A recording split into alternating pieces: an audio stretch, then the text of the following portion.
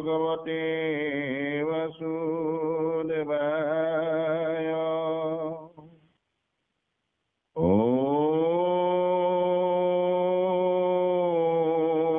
नमः भगवते वासुदेवाय।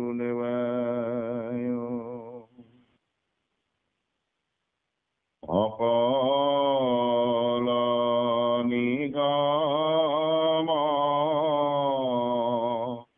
কল্পতৰু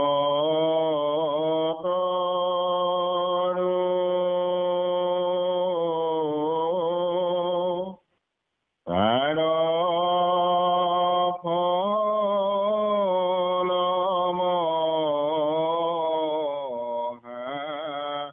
ভাগৱত।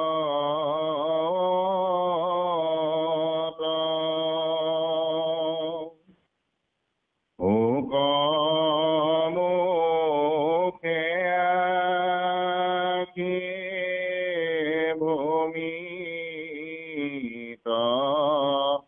ভৈলা বিদিত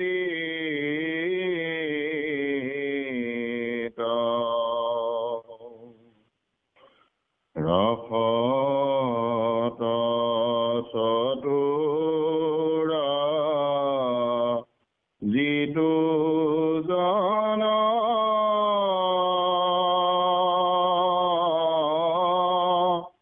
কৃষ্ণৰ চৰণে দিয়া মন পৰম সন্তোষে পিয়ুষ ৰসয় মৃত পৰম সন্তোষে পিয়ুষ ৰসয় মৃত।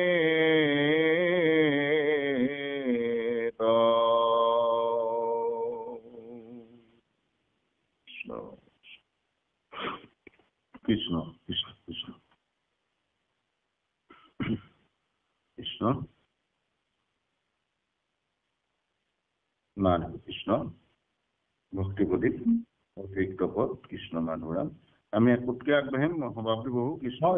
হয় হয় কৃষ্ণ।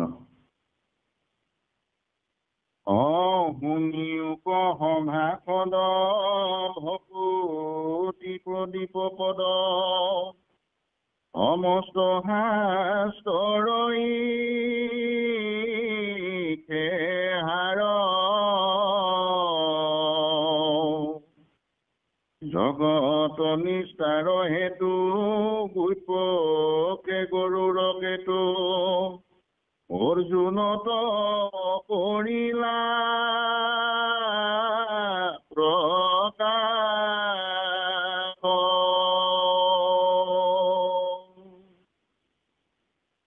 অপৰমহু হৃদ পৰমহু কম পথ ভকুতি প্ৰদীপ গ্ৰন্থ কৰাৱাত সুদৃঢ় বিশ্বাস।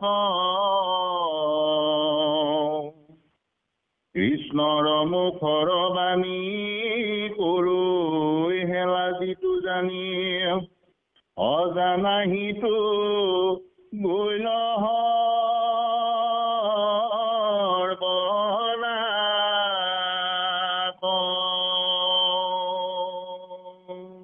কৃষ্ণ মাধৱৰাম। কৃষ্ণ কৃষ্ণ কৃষ্ণ কৃষ্ণ কৃষ্ণ কৃষ্ণ কৃষ্ণ মাধৱৰাম। কৃষ্ণ কৃষ্ণ জয় গুৰু শংকৰ সৰ্বনাকৰ যাকেই নাহি পম তুষাৰ ঈশ্বৰে নতুকুটি বাৰকক শুনাম বাৰকক শুনাম। জয় জয়তে আজি এই মহাসত্ৰত সভাপতিত্ব কৰা আৰু সন্মানীয় নৃপ্ৰভু চৰণ নিদিছো প্ৰভু কৃষ্ণ কৃষ্ণ হৰিৰাম। আৰু এই মহাসত্ৰত অৱগাহন কৰি থকা কৃপালু মহামহন্ত সমস্ত গুৰু সমস্ত আৰু আমাৰ কাৰ্যকৰ্তা কৰ্মকৰ্তা সমস্ত জনৰ চৰণৰ চৰণে শিলচাৰে আমি সেৱা ধৰিছোঁ আৰু আমি সেৱা ধৰিছোঁ আজি আমাক এই অনুষ্ঠানভাগ চলাই লৈ যাবলৈ দিয়া কৃপালু বাপজনাৰ চন্দ্ৰ আমি বা সমস্ত চন্দ্ৰ আমি সেৱা ধৰিছোঁ যিহেতু অতিৰিক্তভাৱে থকা এডিশ্যনেল ছাবজেক্টটো এক্সট্ৰা ছাবজেক্টটোক আমি আগুৱাই লৈ যাবলৈ কাৰণে আমাৰ মহা ব্যাখ্যাকাৰসকলক আমি দিম বুলি ভাবিছিলোঁ যদিও কেইটিমান 5 ফুটমান থকাৰ কাৰণে আমি আমাৰ কৃপালু বাপবন্ধু আইনতি সমষ্টিৰ আমাৰ কমিটিৰ সমষ্টিয়ে আমাক এই দায়িত্বভাৰ দিলে গতিকেলৈ আমি এইখিনি কৰিবলৈ আগবাঢ়িব বিচাৰিছোঁ আমি অজ্ঞানী মতে আমি একো নাজানো আপোনালোকে দিয়া দায়িত্বভাগ মাত্ৰ পালন কৰিবলৈ কাৰণে আগবাঢ়ি আহিছোঁ আজ্ঞামূৰে ভক্তি বিনা আজ্ঞাই কাৰ শক্তি আৰু এইখিনি কৰিবলৈ যাওঁতে আমাৰ অনেকখিনি অপৰাধ হ'ব অপৰাধৰ মৰিখনৰ নিমিত্তে আপোনালোকৰ চৰণলৈ সেৱা ধৰিব বিচাৰিছোঁ বিশেষকৈ এই অতিৰিক্ত ছাবজেক্টটো অসম চৰকাৰৰ বুৰঞ্জী আৰু পুৰাতত্ব বিভাগৰ সংৰক্ষিত এখন সাঁচিকটীয়া পুথিৰ পৰা উদ্ধাৰ কৰি আনিছে ইয়াত যদিও 5 ফুটমান আছে তথাপিও ইয়াত তত্ত্বগধুৰ কথা বহুখিনি সোমাই আছে গতিকে এইখিনিকে আমি আপোনাৰ খবৰ আজ্ঞাৰে আমি দুটিমান অক্ষয় সৰলীকৰণ কৰিবলৈ আগবাঢ়িছোঁ সঁচাকৈ আমি মোহামতি একো নাজানো নজনাখিনি আপোনালোকে আঙুলিয়াই দিব আমাৰ প্ৰকৃতি প্ৰসাদ অনুষ্ঠানটো মহাসাগৰলৈ পৰিণতি হৈ আছে আমি জানো এই এখনত বহি মহা বিশ্লেষকসকলে বেদ বেদান্তৰে ৰঞ্জিত হৈ থকা গুৰু সমস্ত এই অনুষ্ঠানত পদাপন্ন হৈ আছে আমি সদায় তেওঁলোকৰ সান্নিধ্য পাইছোঁ আৰু সেয়েহে আমি এই অকিঞ্চনে দুটিমান অক্ষয় আপোনাৰ খবৰ সমস্তজনৰ চৰণলৈ সৰলীকৰণ কৰিবলৈ যাওঁতে অনেক অপৰাধ হ'ব সেয়ে আপোনালোকৰ সদৌ চৰণলৈ সেৱা ধৰিছোঁ আৰু সেৱা ধৰিছোঁ আমাৰ আজি পাঠকি বাপজনা ইমান সুন্দৰভাৱে তেওঁ ললিত কণ্ঠে এই পাঠভাগ আগবঢ়াই লৈ গৈছে আমি আৰু ক'বলৈ বিশেষ নাই গতিকে লৈ আপোনাৰ খবৰ চৰণলৈ আমি সেৱা ধৰিছোঁ সমস্তজনে সেৱা গ্ৰহণ কৰিব কৃষ্ণ কৃষ্ণ কৃষ্ণ কৃষ্ণ ৰাম মই অজ্ঞানীৰ যতে জ্ঞান হৰি হৰি হৰি হৰিয়ে কথা কহি কোনে সীমা কৰিবে কতা ইটো মূৰ ঘূৰ দুখ হৰি হৰি হৰি হৰি হৰি হৰিয়ে কৃপা মই কৃষ্ণ চৰণে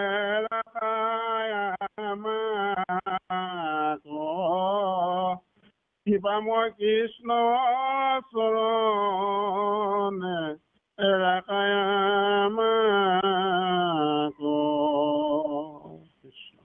কৃষ্ণ হৰি হৰি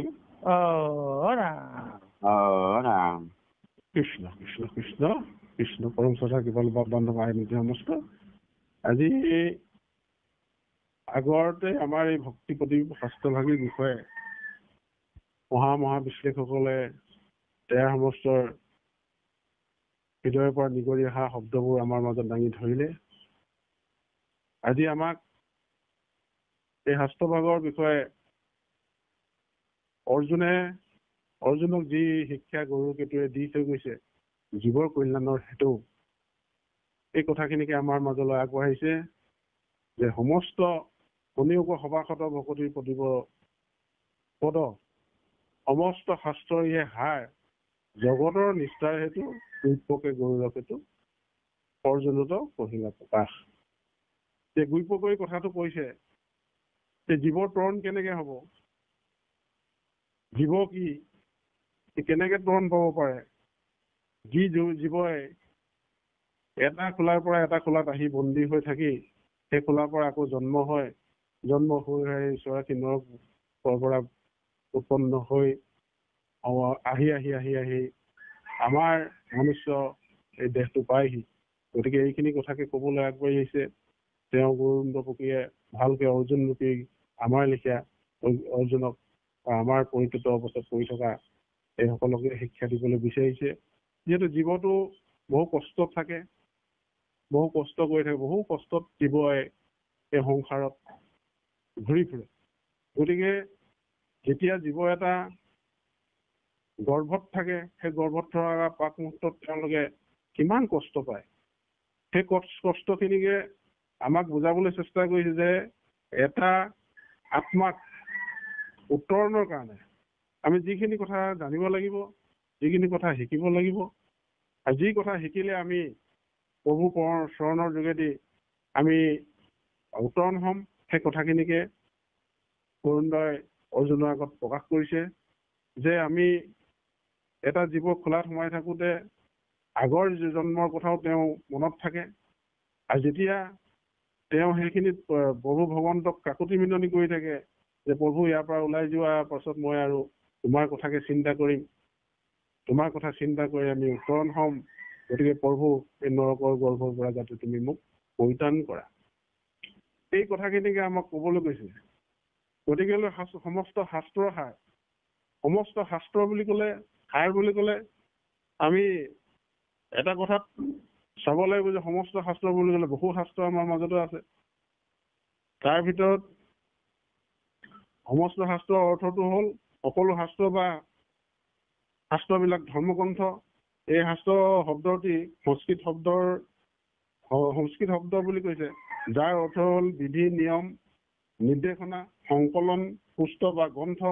সাধাৰণতে ভাৰতীয় সাহিত্যৰ বিশেষ ধৰ্মীয় আৰু দাৰ্শনিক গ্ৰন্থবিলাকৰ ব্যৱহাৰ কৰা হয় নিৰ্দিষ্ট জ্ঞান আৰু অনুশীলনৰ ক্ষেত্ৰত।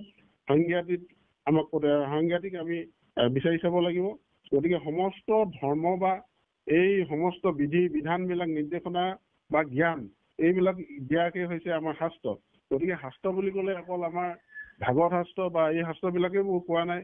গতিকে বহু শাস্ত্ৰ আছে, বাস্তু বিদ্যা আছে, তাক মনোবিজ্ঞান বুলি কৈছে, যাক নিৰ্দিষ্টভাৱে বৈজ্ঞানিকসকলে এই মৌলিকভাৱে উদাহৰণ দি আহিছে জ্ঞানবিলাক। আৰু ভৌতিক শাস্ত্ৰ আছে, তাক পদাৰ্থ বিজ্ঞান বুলি কৈছে। ৰাসায়ন শাস্ত্ৰ আছে, জীৱশাস্ত্ৰ আছে, জীৱবিদ্যা। গতিকে শাস্ত্ৰ বহুত আছে আমাৰ, বাস্তু শাস্ত্ৰ আছে। গতিকে এইবিলাক শাস্ত্ৰৰ আমি বহু শাস্ত্ৰ পাই আহিছো। গতিকে ইয়াত কাম শাস্ত্ৰও আছে, নীতি শাস্ত্ৰও আছে, যাৰ নৈতিক বা সঠিকভাৱে সংকলন কৰা আছে। অৰ্থশাস্ত্ৰ আছে, ৰাজনীতি বা অৰ্থনীতি বিজ্ঞানৰ বহু শাস্ত্ৰ আমি পোৱা যায়।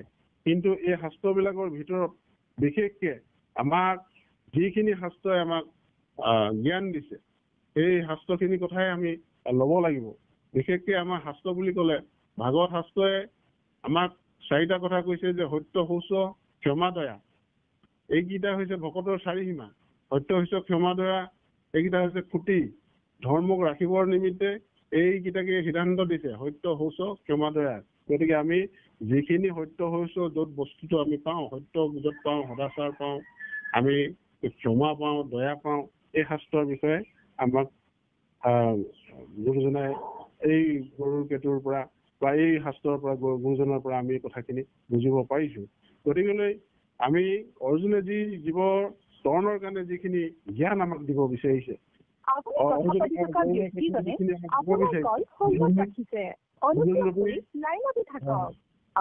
এই অৰ্জুন ৰূপীক যি গৰুৰ কেতুৰ পৰা আমাক জ্ঞানখিনি দিব কৈছে।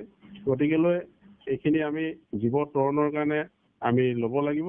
গতিকে যিজনে ভক্তি নকৰিব, সেই শাস্ত্ৰত কৈছে ভক্তিহীন জ্ঞান যুগ যিজনে আচৰৈ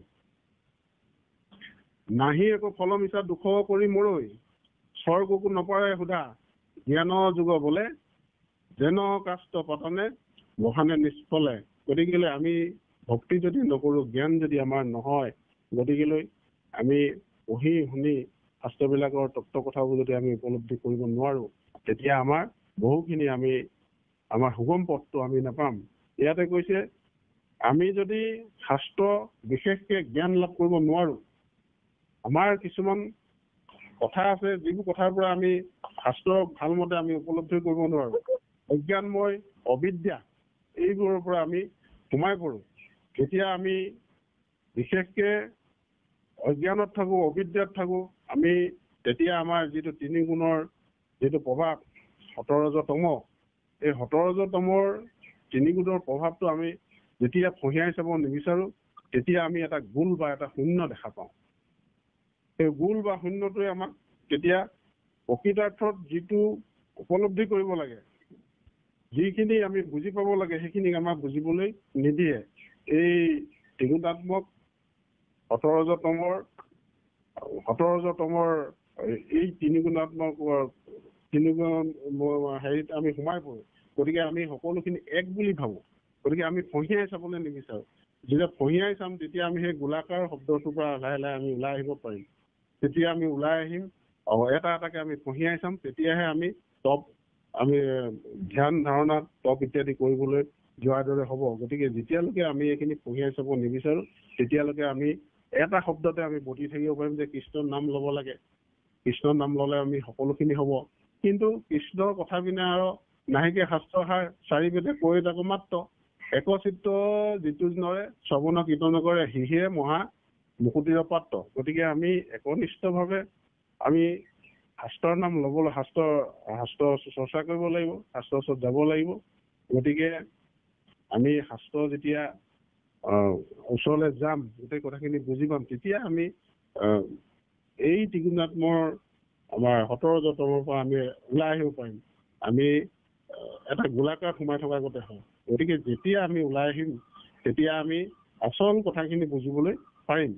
আচল কথাখিনি হৈছে কি, আমি যেতিয়ালৈকে সোমাই থাকিম আমাৰ চেতনাটো প্ৰবাহটো আমাৰ নাইকিয়া হৈ থাকিব। ক'ত সোমাই থাকিব? এটা গোলাকাৰত যেতিয়া সোমাই আমাৰ চেতনা প্ৰবাহটো নাথাকিব। সেই চেতনা প্ৰবাহটো যেতিয়া আমাৰ নাথাকিব তেতিয়া আমি প্ৰকৃত তত্ত্বৰ কথাখিনিলৈ আমি যাব নোৱাৰিম। সেয়ে কৈছে, শাস্ত্ৰত কৈছে যে পৰমা বিদ্যা অবিদ্যা। আমাক বিদ্যাও লাগিব, পৰমাত্মাও লাগিব। অবিদ্যাতে আমি নাশ হৈ থাকিবলগীয়া হৈছে। গতিকেলৈ এই অবিদ্যাটোৱে হৈছে আমাৰ কৃষ্ণ। গতিকে এই অবিদ্যাটোৱে আমাৰ এটা মহৎ পৰিণত হৈছে। পৰমা বিদ্যা অবিদ্যা এই 3টাৰ আমাৰ ৰূপ আছে। এই ৰূপৰ পৰা আমি পৰিত্ৰাণ পাবলৈ হ'লে আমি কি কৰিব লাগিব? 2টা পথ আছে আমাৰ। পৰমা বিদ্যা অবিদ্যাৰ পৰা এই 3টা ৰূপৰ পৰা 2টা পথ দিছে। এটা পথ দিছে প্ৰবৃত্তি পথ আৰু এটা পথ দিছে নিবৃত্তি পথ। আমি প্ৰবৃত্তি পথটো যিটো গতি কৰোঁ সেইটোত লালসা আছে, তাত ভোগ আছে। প্ৰবৃত্তি পথত লালসা আৰু ভোগ আছে। গতিকে নিবৃত্তি পথটোত আমাৰ জ্ঞান আছে আৰু জ্ঞানৰ লক্ষ্য পৰমাত্মাৰ কথা আমি বুজি পাম। গতিকে জ্ঞান লক্ষ্যৰ ভিতৰতো আকৌ ভোগো তাত প্ৰবৃত্তি পথতো নিবৃত্তি পথতো আছে। গতিকেলৈ আমি কি কৰিব লাগিব? এই বস্তুকেইটাৰ পৰা আমি প্ৰবৃত্তি আৰু নিবৃত্তি পথটোৰ বিষয়ে সুন্দৰকৈ বুজি ল'ব লাগিব। যেতিয়ালৈকে প্ৰবৃত্তি নিবৃত্তি কথাখিনি আমি বুজি নাপাম তেতিয়া আমি শাস্ত্ৰৰ ওচৰত বহি থাকিলেও, শাস্ত্ৰৰ কথা কৈ থাকিলেও আমাৰ সেই এটা কথাত আমি উপলব্ধি কৰিব পাৰিম যে আমি জ্ঞানটো শূন্য হৈ থাকিব। গতিকেলৈ বিষয়তো আমি আসক্তি হৈ যাব। বিষয়তে আজি আসক্ত যাৰ নাই, সাধু সংগ লয়া কৰে আমাকো বিচাৰ, আনৰ কৰ্ম এৰি ভকতিত তত্ত্বপৰ, জানিবা উদ্ধৱ সুখী সেহিয়ে ঈশ্বৰ। গতিকেলৈ আমি এই তত্ত্ববোৰ কথাবোৰ যদি অকণমান বুজি নাপাওঁ তেতিয়া আমি এটা গোলাকাৰ মাজত সোমাই থাকিবলৈ সেইটো হৈছে শূন্য। যিটো শূন্যৰ পৰা আমি প্ৰবৃত্তি নিবৃত্তি এই ভোগ লালসা এইখিনিত আমি সোমাই থাকিব লাগিব। গতিকে নিবৃত্তিৰ পথত আমি জ্ঞানৰ পোহৰলৈ আমি আগবাঢ়ি আহিব লাগিব। গতিকে সেই হৈছে ভক্তি। সেই ভক্তি কৰিবলৈ যাওঁতে আমাৰ আকৌ 3টা বস্তু দিছে। এই 3টা বস্তু আমি কৈ আহিছোঁ পৰমা বিদ্যা আৰু অবিদ্যা এই 3 ৰূপ। তাৰ ভিতৰতে আমাৰ জ্ঞান বিজ্ঞান আমাৰ 3টা জ্ঞান আছে। সেই জ্ঞান বিজ্ঞান অজ্ঞান এইকেইটা জ্ঞানলৈ পৰিৱৰ্তন হ'ব। তেতিয়া কি হ'ব? আমাৰ কৰ্তা কৰ্ম ক্ৰিয়া এই 3টা ভাৱ আমাৰ উৎপন্ন হ'ব। গতিকে আমি এই ভাৱকেইটাৰ লগতে জাগ্ৰত স্বপ্ন আৰু সুষিপ্ত এই 3টা অৱস্থাত আমি পাম। সেই 3টা অৱস্থা হৈছে জাগ্ৰত স্বপ্ন আৰু সুষিপ্ত এই 3টা অৱস্থা। তেতিয়া আমাৰ কি হ'ব? ভোক্তা ভোগ্য কৃষ্ণ কৃষ্ণ। ফোন এটা আহিছে, ধৰি লৈছো দেই।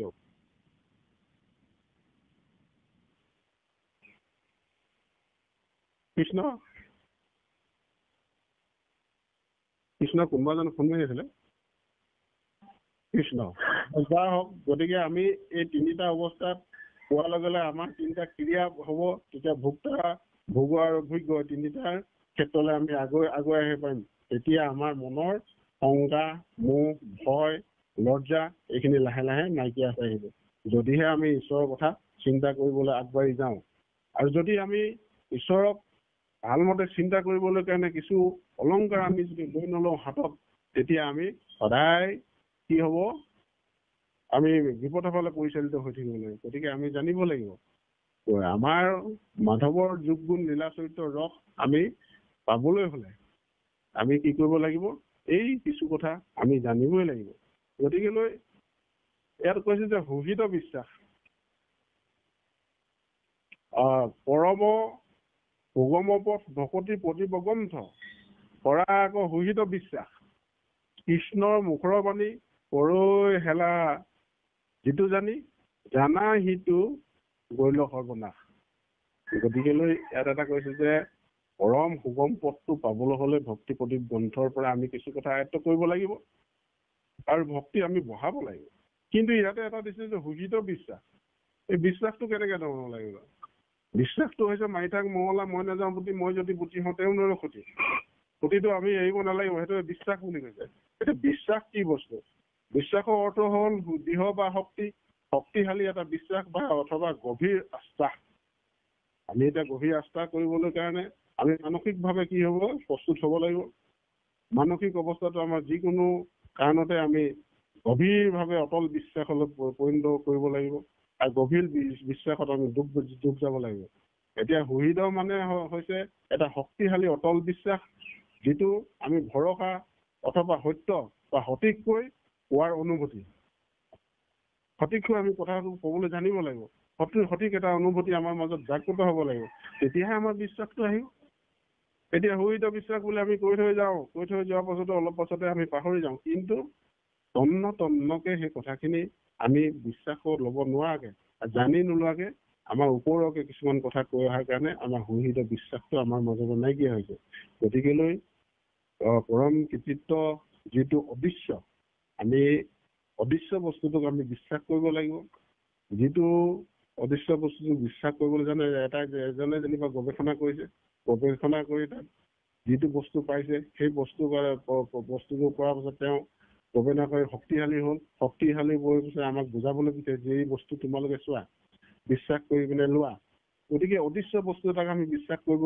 পৰাটো শাস্ত্ৰৰ ভগৱন্তক বিশ্বাস কৰিবলৈ পৰাটো আমি কিমানখিনি অটলভাৱে গভীৰভাৱে সেই শাস্ত্ৰত আমি আত্মবিশ্বাসেৰে গঢ়ি তুলিব লাগিব গতিকে আমি জানো যে যিজন ভগৱান আমি দেখি নাপাওঁ যিজন ভগৱানক আমি চুই পোৱা নাই যিজন ভগৱানক আমি কোনোদিন লগ পোৱা নাপাওঁ সেইজন ভগৱানক বিশ্বাস কৰিবলৈ যোৱাটো আমি কিমানখিনি মানে গভীৰতালৈ আমি যাব লাগিব কিমানখিনি সুহিত বিশ্বাস ভৰাই ল'ব লাগিব গতিকে আমি বিশ্বাস বস্তুটোৰ ওপৰত আমি প্ৰভু ভগৱন্তৰ ওপৰত যিটো বিশ্বাস সেই বিশ্বাসটো এনেকৈ ভৰাব লাগিব যাতে আমি অলপ আগতে কৈছোঁ মাৰি থাক মঙলা মই নাযাওঁ বুটি মই যদি বুটি হওঁ তেওঁ নৰে ক্ষতি আমি ক্ষতিৰ পৰা এৰিব নালাগিব ইয়াতে আমি বিশ্বাসৰ ওপৰত এটা কথা ক'ব বিচাৰিছোঁ অকণমান গল্প আকাৰত আপোনালোকে বিশ্বাস মোক কাক কয় এদিন এজন বামুণে তেওঁ তীৰ্থ ভ্ৰমণ কৰিবলৈ গৈছে তীৰ্থ ভ্ৰমণ কৰিবলৈ যাওঁতে বামুণজন অলপ বয়সীয়াল তেওঁ ভাবিছে মই যদি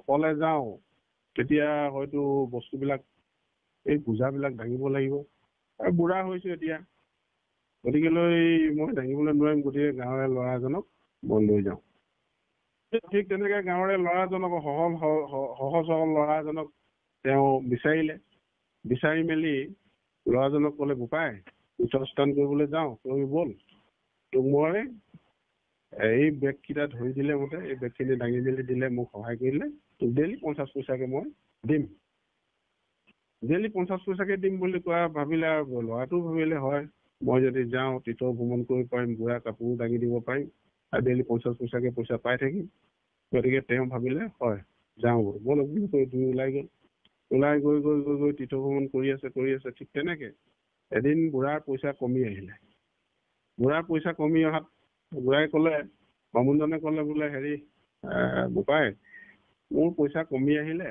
গতিকে তোক মই আৰু পইচা দিব নোৱাৰিম তেওঁ কৈছে তই পইচা নিদিলেতো মোক নহ'ব পইচা দিবই লাগিব কাৰণ কেলে মই তুমি মোক এইটো কৈ আহিছা যে মই আগতে কৈ আহিছা যে তুমি মোক পইচা দিম বুলি গতিকে তুমি মোক পইচা দিব লাগিব তেতিয়া বুঢ়া বামুণে কৈছে নহয় বোলে মই তোক পইচা দিম কিন্তু মোৰ 25 পইচাকে তোমাক দিব পাৰিম 4 অনাকে আগতে আঠলি দিছিলো এতিয়া 4 অনাকে দিব পাৰিম ল'ৰাটোৱে ভাবিলে হয় আগতে যদি 50 পইচা দিয়া বুঢ়া পইচাও নাইকিয়া হ'ব পাৰে বামুণজনৰ গতিকে মোক 25 পইচাকে দিব হ'ব বুলি ক'লে ঠিক তেনেকে ঘূৰিলে ঘূৰাৰ পাছত বুঢ়াৰ বামুণজনৰ সেই 25 পইচাও নাইকিয়া হৈ হ'ল তেতিয়া তেওঁ ক'লে বোপাই কথা বৰ ডাঙৰ কথা হ'ল এতিয়াতো মোৰ 25 পইচাও নাইকিয়া হ'ল গতিকে তই এটা কাম কৰ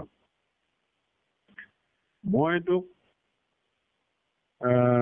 মোৰ এজনী ছোৱালী আছে তই দেখিছ বোলে দেখিছো গতিকে মোৰ পইচা নাইকিয়া হ'ল তোক মই ঘৰলৈ গৈ ছোৱালীজনীকে বিয়া দি দিম ল'ৰাটোৱে বহুত চিন্তা চৰ্চা কৰি কেনে ভাবিলে হয় বুঢ়া ওচৰত যদি পইচা নাই মোক ক'ৰ পৰা দিব গতিকে ঘৰত গৈ যদি ছোৱালীজনী বিয়া হওঁ দেখিবলৈ ধুনীয়া বামুণৰ ছোৱালী গতিকে তাক যদি পাওঁ ভালে হ'ব মনতে আলোচি তেওঁ ক'লে হ'ব তেতিয়াহ'লে বোলা তেওঁ লোক দুয়ো তীৰ্থ ভ্ৰমণ কৰি লাষ্টত বুজা বকি আহি পিনে ঘৰ পালেহি ঘৰ পঢ়াৰ পাছত কৈছে আৰু গাঁৱৰ ৰাইজক বোলে বামুণৰ ছোৱালীজনী মোক দিব গতিকে মোক লাগে এতিয়া বামুণৰ ঘৰত গৈ ক'লেগৈ বামুণে ক'লে বোলে কথা তোকতো মই তাতে এইখিনি কথা থাকি আহিলে প্ৰভু ভগৱন্তৰ ওচৰত শপত খাবলৈ গ'লে ল'ৰাটোৱে তোমাক মই এনেকে বিশ্বাস কৰিব ল'ব নোৱাৰিম যিখন তীৰ্থস্থান কৰিব গৈছিলে তাতে শপত খোৱালে শপত খুৱাইছে এনেকে যে কোৱা তুমি দিবানে বোলে বামুণে কৈছে দিম বোলে শপত খাই কোৱা ভগৱন্তৰ ওচৰত শপত খাই কোৱা সেই কানাই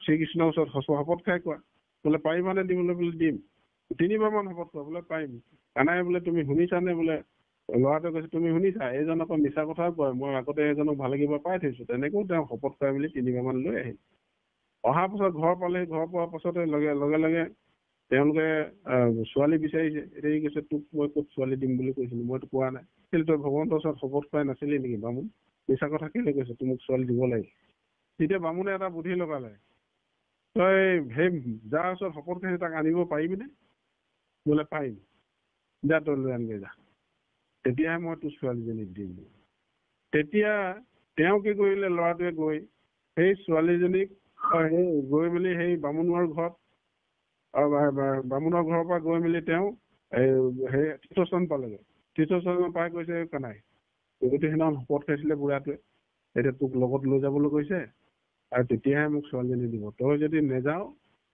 তেতিয়াতো মোক ছোৱালী নিদিয়ে তেনেকে কোৱাত মানে ভালে কিবা ক'লে কাকুতি মিনতি কানাই যাবিনে এতিয়া দেখিলে ইয়াৰ মনটো এতিয়াতো মই ভাঙি দিব নোৱাৰিম গতিকে এইটো এটা চিধা মানুহ সত্যভাৱে কানাইক মোক বিচাৰি আহিছে গতিকে মোৰ ওচৰতে শপত খাইছে তেতিয়া উপায় নাইকিয়া ভগৱন্তই ক'লে বোলে ঠিক আছে মই যাম কিন্তু যাম মই যিমান দূৰ যাম তই যদি মোক ঘূৰি চাও সেইডোখৰ পৰা মই ঘূৰি আহিম তই মোক উলটি চাব নোৱাৰিবি মই তোৰ পাছেহে যাম ঠিক তেনেকে কথা হ'ল কথাৰ পাছত কানাইও আহিলে পাছে আহিলে গাঁওখনৰ ওচৰত পালেহি গাঁওখন পোৱাৰ লগে লগে ক'লে বোলে হেৰি নহয় এই মনতে তেওঁ ভাবিলে ইমান দূৰ আহিলো কানাই এতিয়া ঘৰৰ ওচৰ পালোহি তেওঁ আছেনে নাই বুলি ঘূৰি চাওঁতে কানাই সেইডোখৰ জেগাতে ৰখি দিয়ে আৰু ৰখি দিয়াৰ পাছত তেওঁ আগবাঢ়িবলৈ নিবিচাৰিলে তেতিয়া ল'ৰাটো কৈছে ব'ল কানাই যাওঁ নহয় মই তোক আগতে কৈছিলো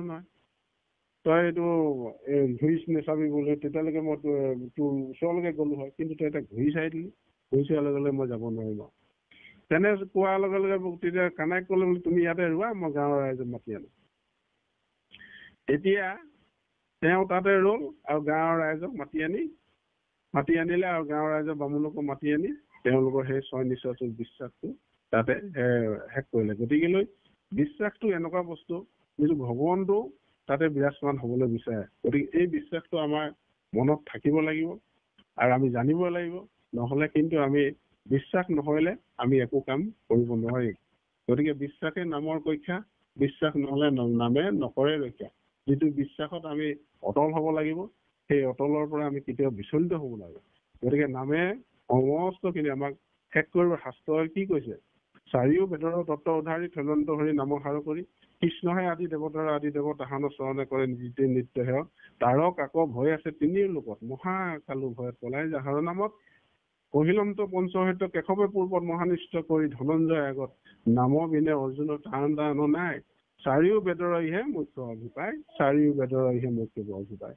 গতিকেলৈ চাৰিখন বেদৰ পৰা নাৰায়ণ শব্দ আনিলে, সেই নাৰায়ণ শব্দটোকে আমাৰ অনাৰ পাছত মহাপুৰুষ দুইজনে গুৰুৱে শংকৰ মাধৱে আমাক কৃষ্ণ শব্দটো আমাৰ মাজলৈ থৈ গ'ল। গতিকে আমি সুহিত বিশ্বাসে একান্ত ভাৱে প্ৰভু ভগৱন্তৰ চৰণত আশ্ৰয় ল'ব লাগিব, তেহে আমি গতি পাম। এই কথাখিনিকে আমাৰ ইমানখিনিলৈকে আগবঢ়াই আহিছে বুলি আহিছে। ইয়াৰ পাছতো বহু কথাই ৰৈ গৈছে, কিন্তু কথা ইয়াতে হৈছে কৃষ্ণৰ মুখৰ বাণী পৰৈ হেলা যিটো জানি জানা সিটো গৈল সৰ্বনাশ। এতিয়া ভগৱন্তৰ কৃষ্ণৰ আমি যদি কথাখিনি গুৰুজনাই দিয়া, আমাক শিক্ষাগুৰুৱে হওক বা আমাৰ হৰ্ণাচাৰ্য গুৰুৱে হওক, যি কথাখিনি আমাক দিলে, এই কথাখিনি যদি শব্দখিনি যদি আমি হৃদয়ত ভৰাই ল'ব নোৱাৰো, আমি যদি বিষয়ৰ কথা আমি চিন্তা কৰি থাকো, গতিকেলৈ আমাৰ সৰ্বনাশ হ'ব লাগিব। যিটো আমাৰ মায়াৰ ভ্ৰম, এই ভ্ৰমখিনিৰ পৰা আমি আঁতৰিব লাগিব। নহ'লে কিন্তু আমাৰ সংসাৰৰ পৰা আমি কেতিয়াও আঁতৰিব নোৱাৰিম। গতিকে আমাৰ সংসাৰত এটা শৌচ আছে, সেই শৌচটো হৈছে কি? সংসাৰৰ শৌচ কোন বোলে? মহাপাপীজন। আমি যদি মহাপাপী হ'বলৈ নিবিচাৰো, তেতিয়াহ'লে আমি প্ৰভুৰ চৰণত আমি চিন্তা কৰিব লাগিব, সিহঁতৰ শৌচ কোন? যিটো নভজয় নাৰায়ণ, যিজনে নাৰায়ণক নভজে, তাৰো শৌচ কোন? শাস্ত্ৰ পঢ়ি যি তাৰ সুখ নুবুজে, শাস্ত্ৰ পঢ়ি যিজনে সুখ বুজি নাপায়, যিটো আনন্দ বুজি নাপায়, যিটো প্ৰেম বুজি নাপায়, তাৰো শৌচ কোন? যি কৃষ্ণৰ কথাত বিমুখ, কৃষ্ণৰ কথাত সি কেতিয়াও কাণ নিদিয়ে। গতিকে সেইজন সৰ্বনাশী হ'বই। তাৰো শৌচ কোন? শাস্ত্ৰৰ তত্ত্ব জানি শৰণ লৈ যিজনে কৃষ্ণক নভজে, তাৰো শৌচ কোন? তাৰো শৌচ আৰু নাই বুলি কৈছে। শাস্ত্ৰৰ তত্ত্ব জানি যিজনে শৰণ গ্ৰহণ কৰি তাক নভজে। এতিয়া আমি দেখো শাস্ত্ৰত এইবিলাক কথা ক'বলগীয়া নহয়, তথাপিতো বোলে ভজন ললো, শৰণ ললো, কিন্তু ঘৰত গুৰু গৃহত নাই। গতিকে এইবিলাক হৈছে আমাৰ য'ত যিটো বস্তু প্ৰযোজ্য হয়। আমি অলংকাৰ পিন্ধিছো ভগৱন্তৰ নামৰ, এই অলংকাৰ ল'বলৈ কাৰণে, মূৰটো দোৱাবলৈ কাৰণে যিখিনি বাকময় মূৰ্তি প্ৰতিষ্ঠা কৰি থব লাগে, প্ৰভু ভগৱন্তৰ গুণ নাম ল'বলৈ যিখিনি আমাৰ দৰকাৰ, সেই দৰকাৰখিনিকে আমি গোটাই ল'ব নোৱাৰাৰ কাৰণে আমাৰ এই অৱস্থা হৈছে। গতিকে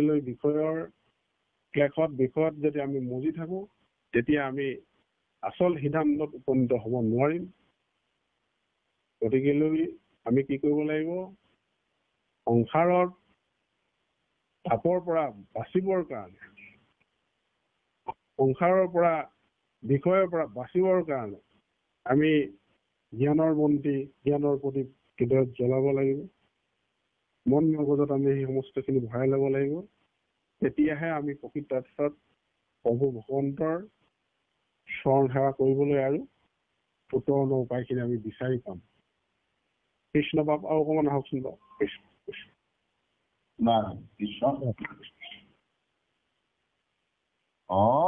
আয়ো খেনে তুতে প্ৰাণ কোনো দিনা চুতে, এটিক্ষণে ধৰো মৃত্যু বাঘে, হুয়া মহাকালগ্ৰস্ত কেনে পইলা মনস্ৰ, অজেন বড় লোকে যাইবে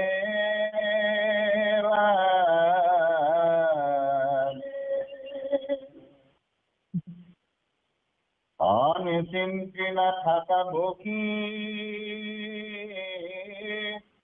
কৃষ্ণৰ চৰণ পখী, ভৰা তাত চৰণত চাপি,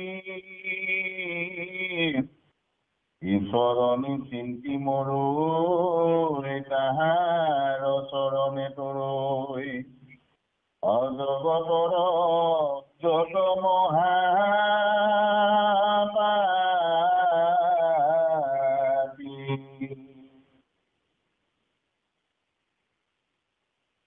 হে কৃষ্ণ কৰো হেব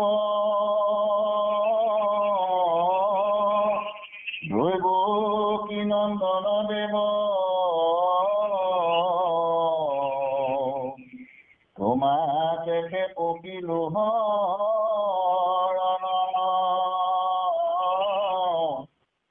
পৰা কৃপা তাতে কি কৰো চৰণ দুই অনপাহৰো জীৱন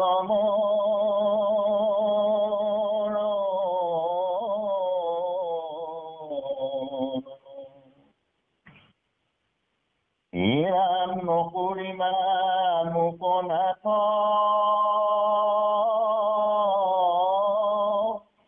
ভৈলো দাসৰু দাস সদানথা ৰূপ মূৰমতি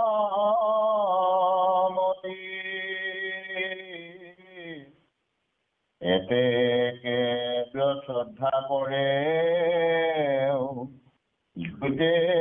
তৈতে জন্ম ধৰো তোমাৰে তেনৰতি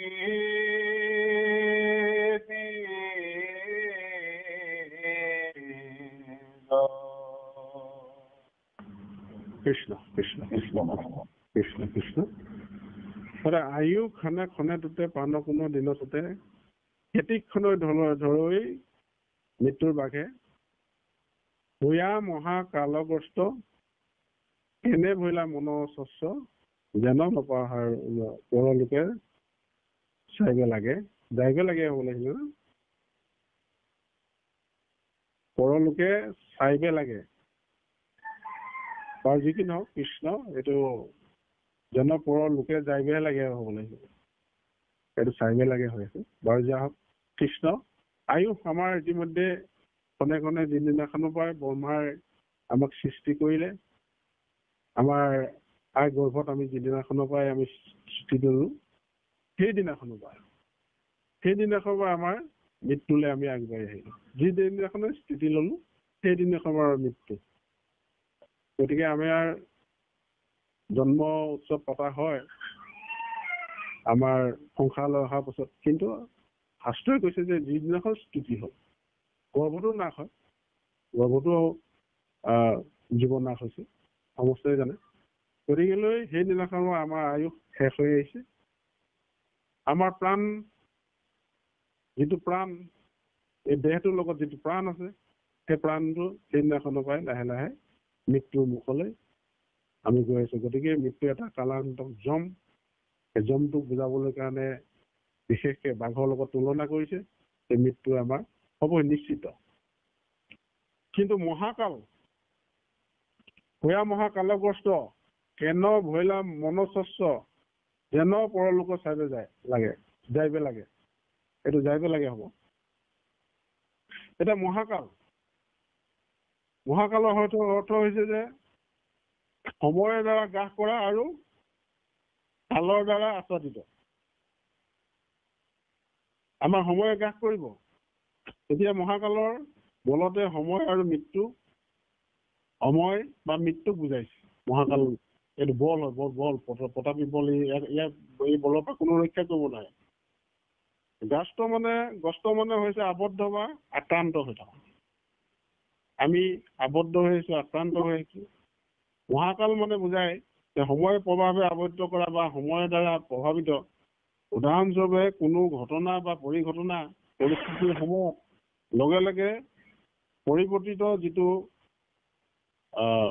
সময় বা বিলুপ্ত হৈ যাব বিচৰাকে আমাৰ মহাকাল বুলি কৈছে গতিকে মহাকাল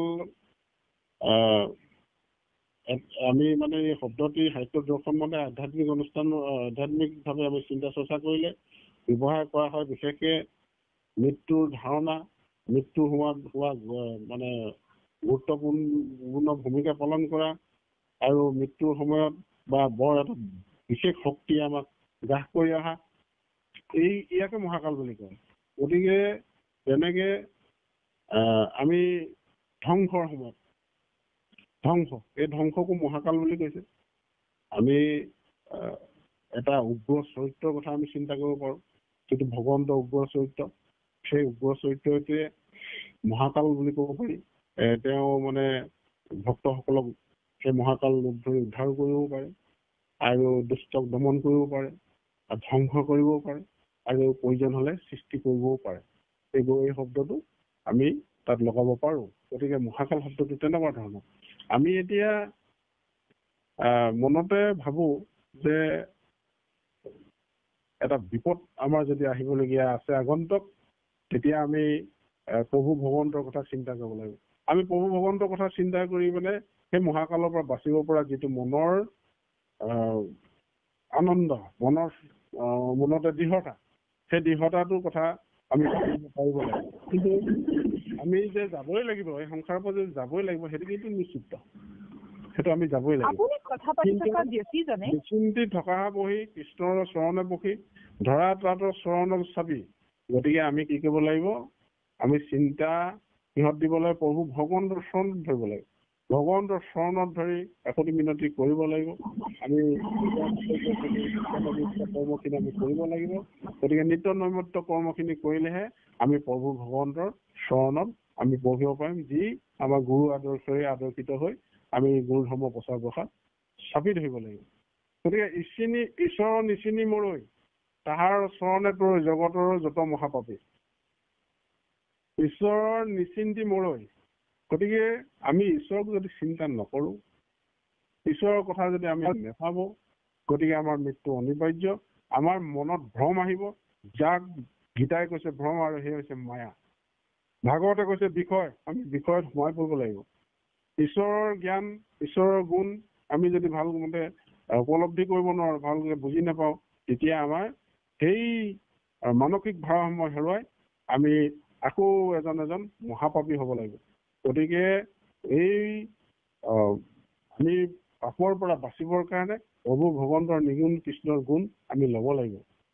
নিগুণ কৃষ্ণৰ গুণ আমি ল'বলৈ হ'লে আমি সকলো কথা শুদ্ধভাৱে পৰিশুদ্ধভাৱে জানিব লাগিব। এই জগতৰ যিমান পাপী আছে, এই পাপীসকলে ভগৱন্তৰ কথা চিন্তা কৰি তৰি গৈছে বুলি আমাক ভাগৱতে কৈছে।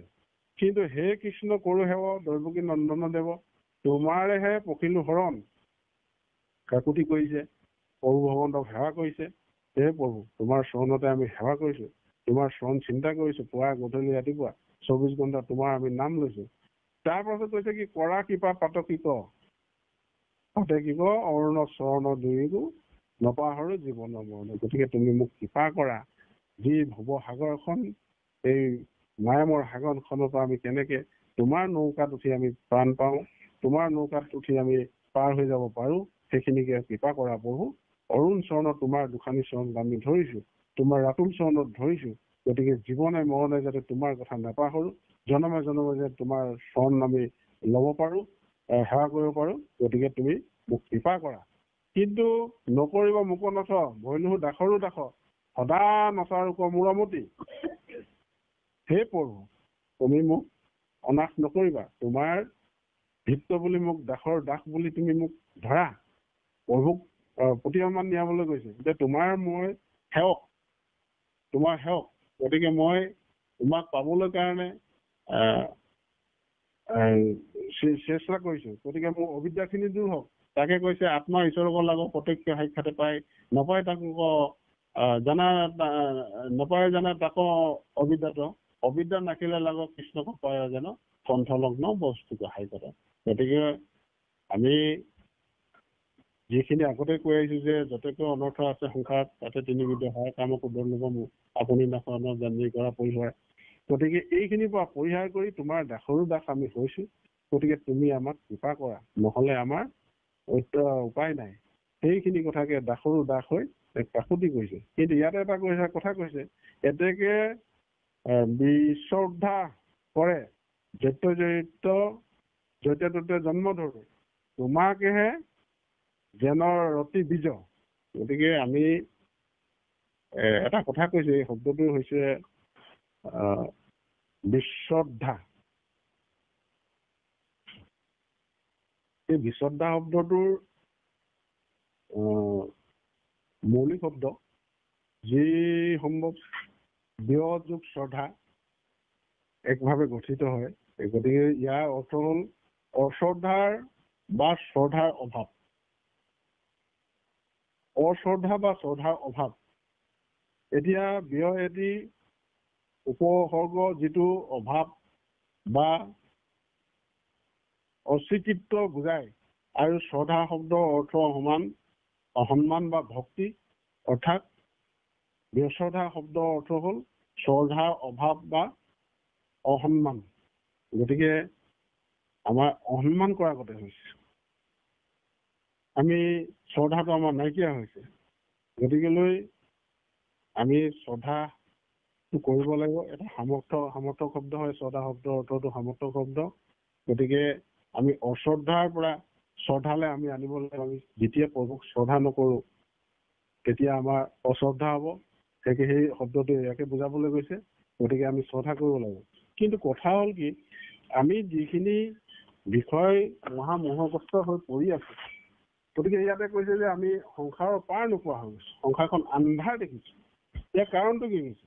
সংসাৰৰ সাগৰে জন্ম বিষয়ৰ ক্লেশ, ইন্দ্ৰিয় আৱৰ্তগ্ৰাহ ভৈলাৰ আগদেশ, শোক তৃষ্ণা উৰ্মিক দেশন্তে চমৎকাৰ, অত্যন্ত চঞ্চল অনুমত্ত নহয় সাৰ।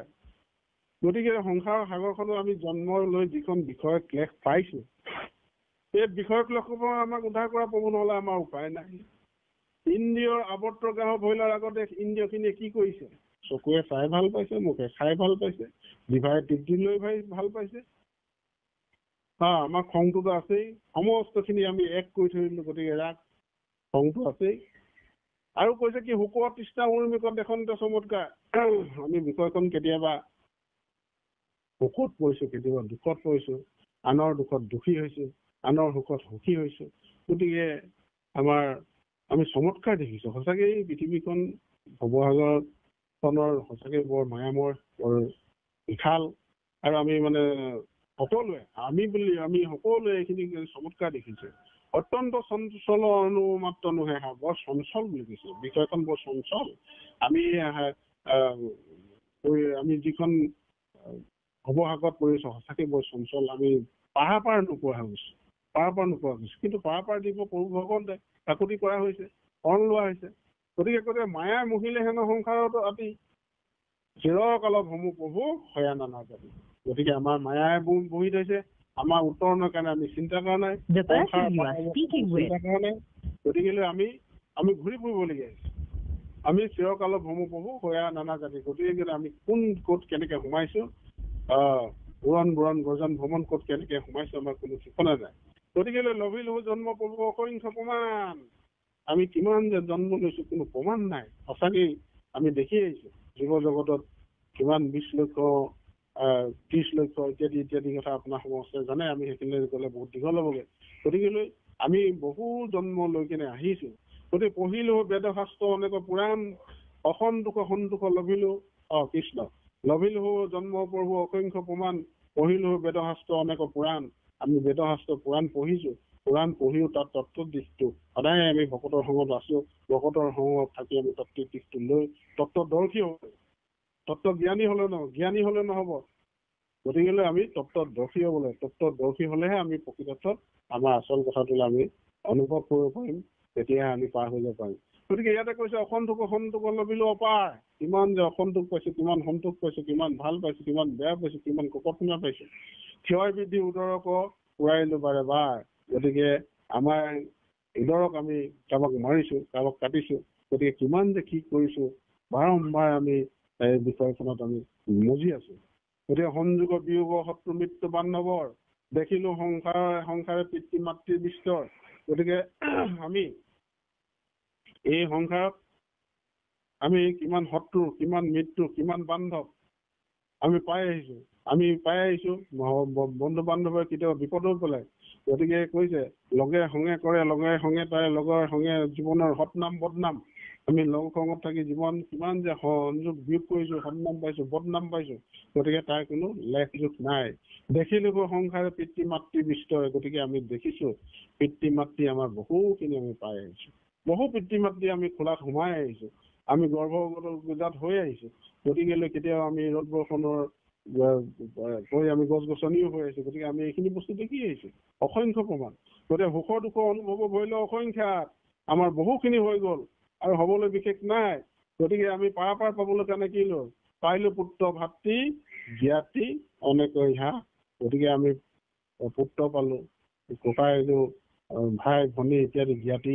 বহুখিনি পালো বহু সুখ অনুভৱ কৰিলো বহুখিনি কৰিলো গতিকে আমি অসংখ্যখিনি আমি ভোগ কৰি আহিলো আৰু আমাৰ কৰিবলৈ কি আছে গতিকে কৈছে বিষ্টামূৰ্তে পচিলো নাৰীৰ উদৰত গৰ্ভবাস দুখ প্ৰভু পাইলো নামত গতিকে বিষ্টামূৰ্তে আমি পাই আহিছো গতিকে আমি পচিছো সেই গৰ্ভত পৰি আমি বহুখিনি দুখ সুখ মানি আহিছো আমি অকণমান চিন্তা কৰিলে এই কথাখিনি আমি বুজি পাওঁ সঁচাকেই বহু দুখ এই জীৱৰ যিখিনি তৰণৰ উপায়ৰ কাৰণে যিখিনি দুখ সুখ আমি পাইছো এইখিনি সঁচাকে বৰ ভয় লগা কথা জানিলো দুখ শিকো যুৱা বিদ্যা কালে মৰণৰ পীড়াকো পঢ়ো জানিলো ভালে জানিলো সুখ দুখ শিশু যুৱা বিদ্যা কেনেকুৱা কি কথা শিশুকাল কেনেকে গ'ল যুৱা আমাৰ ডেকা কালটো কেনেকে গৈছে আমি বৃদ্ধ কালটো কেনেকে পাৰ কৰিব লাগিব বিশ্ৰাম আমি হ'বলৈ যদি নিবিচাৰো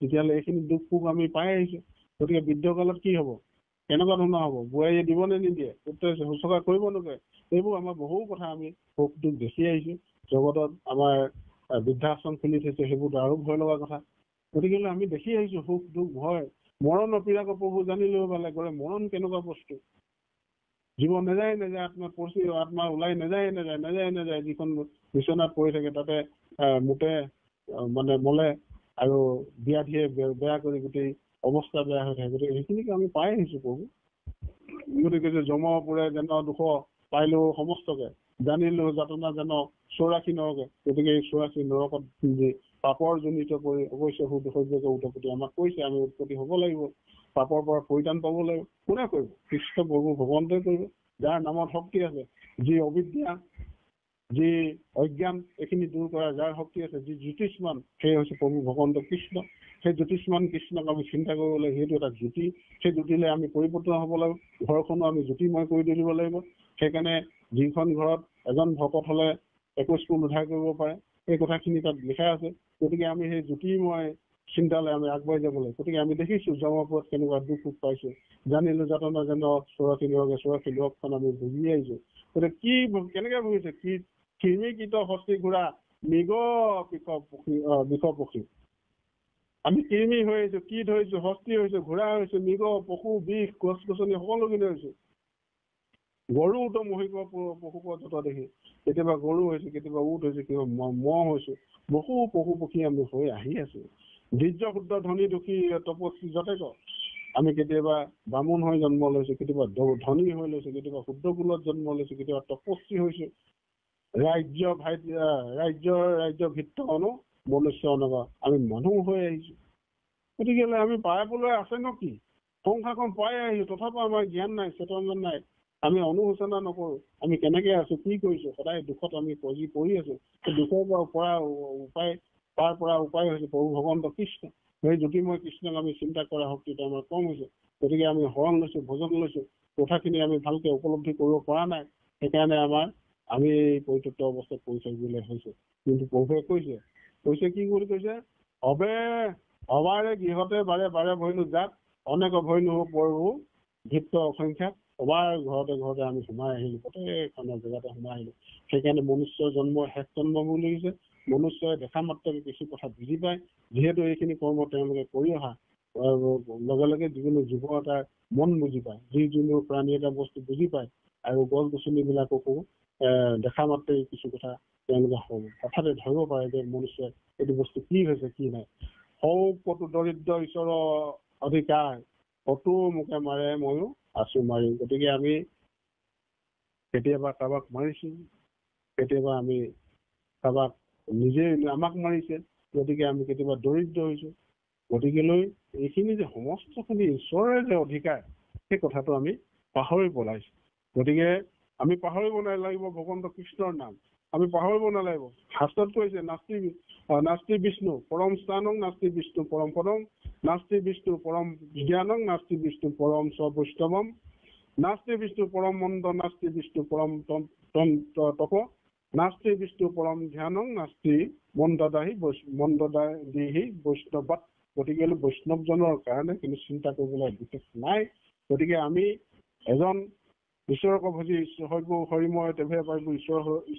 গতিকে আমি ঈশ্বৰক ভজনা কৰিব লাগিব, আৰু তেহে আমি ঈশ্বৰমুখী হৈ এই সংসাৰৰ পৰা তৰি যাব পাৰিম। গতিকে ইয়াতে কৈছে যে জন্ম ধৰো তোমাৰে যেন ৰতি বীজ। গতিকে এইখিনি আমি বহুখিনি কৰ্ম কৰি আহিলো। গতিকে আমাৰ এই কৰ্মবোৰ বহু পৰিত্ৰাণ পাবৰ কাৰণে আমাক উপায় এটা দিয়া বুলি কৃপা কৰিছে, মানে সেৱা ধৰিছে। কৃষ্ণক কৃপা ল'ব। হয়, কৃষ্ণ কৃষ্ণ কৃষ্ণ। সেইখিনি আৰু একোট আছে, আগুৱাই দিব কৃষ্ণ। তুমি কি মুখৰ বীজ,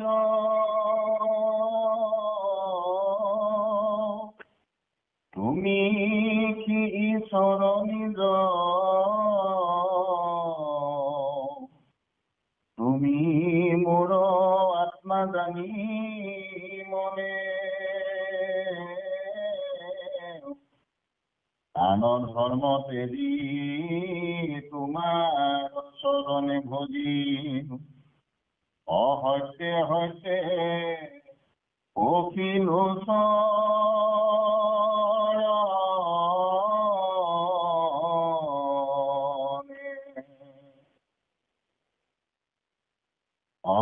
জন্মে জন্মে মোৰ গতি,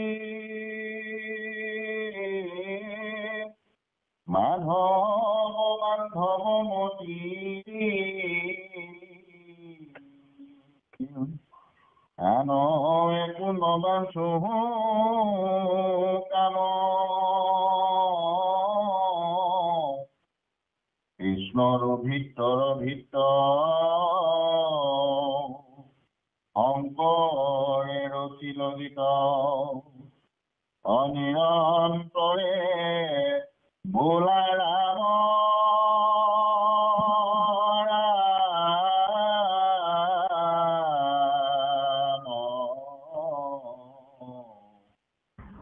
হৰি ৰাম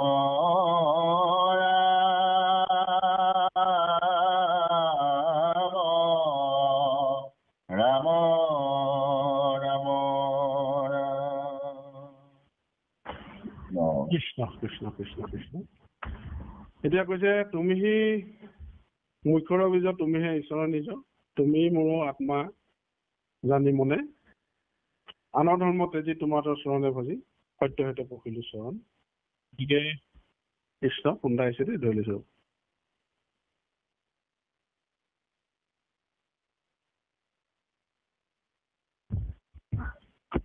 কৃষ্ণ কৃষ্ণ কৃষ্ণ কৃষ্ণ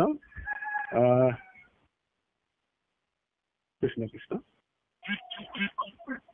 তুমি সেই মুখ্যৰ নিজ বীজ, তুমি সেই ঈশ্বৰৰ নিজ, তুমি সেই মোৰ আত্মা জানি মনে। গতিকে তুমি মোৰ মুখ্য, ভগৱন্তক কৈছে তুমি মোৰ আত্মা।